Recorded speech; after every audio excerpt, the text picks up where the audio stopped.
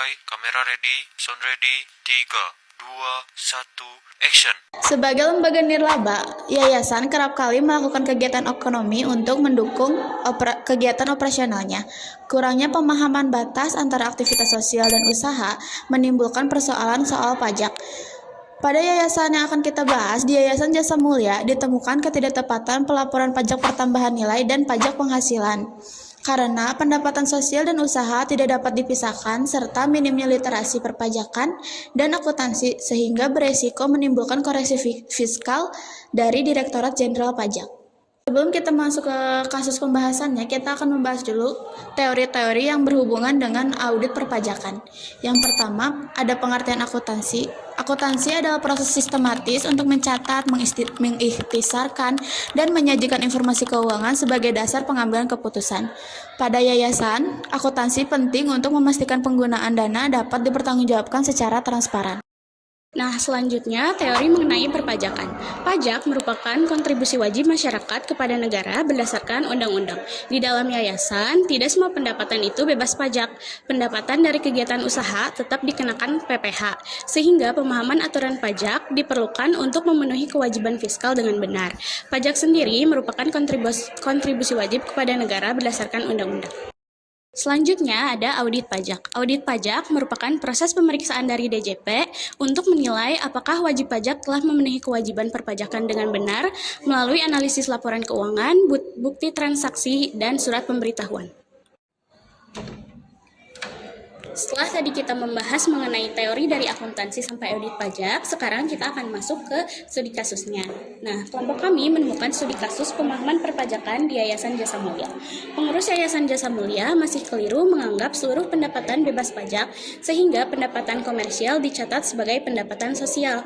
Minimnya kompetensi perpajakan menyebabkan kesalahan administrasi, ketidaktepatan SPT, dan tidak jelasnya pemisahan kegiatan sosial serta usaha. Saat pemeriksaan, yayasan kesulitan menyediakan bukti dikarenakan pencatatan tidak terstruktur.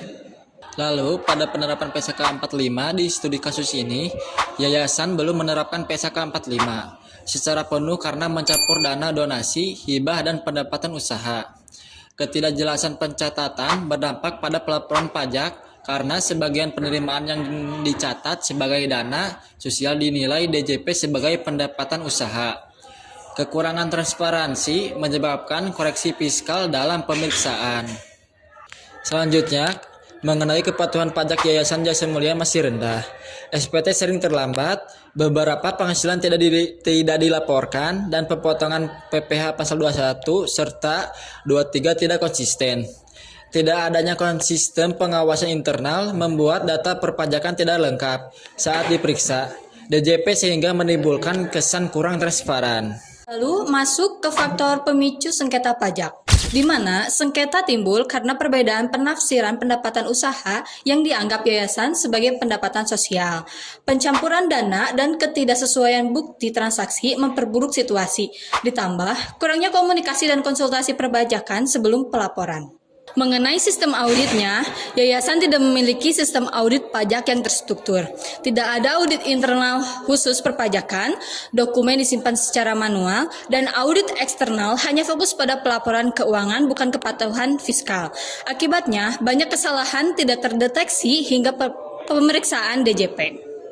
Lalu kita masuk ke penyelesaian masalah perpajakan yang terdapat pada Yayasan Jasa Mulia. Yayasan melakukan klarifikasi kepada Direktorat Jenderal Pajak, memperbaiki SPT, menunjuk staf kompeten, bekerja sama dengan konsultan pajak, dan membangun sistem administrasi yang lebih tertib, sehingga langkah-langkah ini meningkatkan kepatuhan dan transparansi dalam pemahaman mereka terhadap penyelesaian masalah terhadap perpajakan. Lalu kita masuk ke kesimpulan dan saran. Yayasan menghadapi masalah pajak akibat rendahnya pemahaman perpajakan, penerapan PSK 45 yang lemah, dan sistem audit internal yang tidak memadai, pembenahan administrasi, dan kerjasama dengan konsultan pajak yang diperlukan untuk meningkatkan kepatuhan. Lalu ada saran yang perlu kita ketahui. Saran yang pertama adalah pengurus perlu pelatihan perpajakan berkala. Yang kedua, PSAK 45 harus diterapkan secara penuh. Yang ketiga, pembentukan staf khusus pajak dan keuangan. Lalu, digitalisasi dokumen perpajakan. Lalu yang terakhir, konsultasi dengan DJP atau konsultasi sebelum pelaporan. Sehingga audit internal juga perlu untuk mendeteksi kesalahan sejak awal.